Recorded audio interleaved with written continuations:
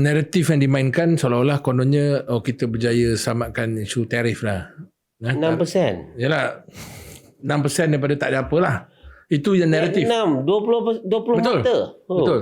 Tetapi sebenarnya dalam klausa, macam contoh klausa 7.4, artikel 74 dalam perjanjian ini tentang isu national security.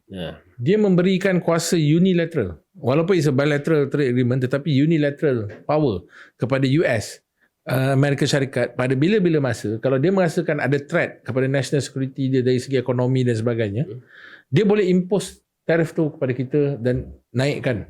And it's only unilateral. Bila-bila masa. Kita tak boleh daripada Malaysia buat pada dia. Tak perlu running. Tak perlu running. Dia boleh buat pada kita. Dan pada masa-masa sama juga, dia boleh terminate je. Contoh kalau kata kita ada tiba-tiba sign agreement dengan negara lain, atau sign trade agreement dengan blok ekonomi yang lain. Sebagai contoh yang sekarang kita nak masuk BRICS sebagai contoh. US rasa tak setuju dengan apa yang Malaysia nak buat.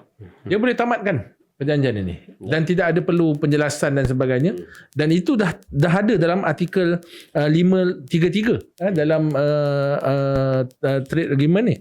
Dan saya daripada tu dalam apa yang kita panggil trade agreement ini, antara benda yang dibangkitkan atau yang telah dipersetujui adalah data custom perlu dikongsi bersama dengan pihak Amerika.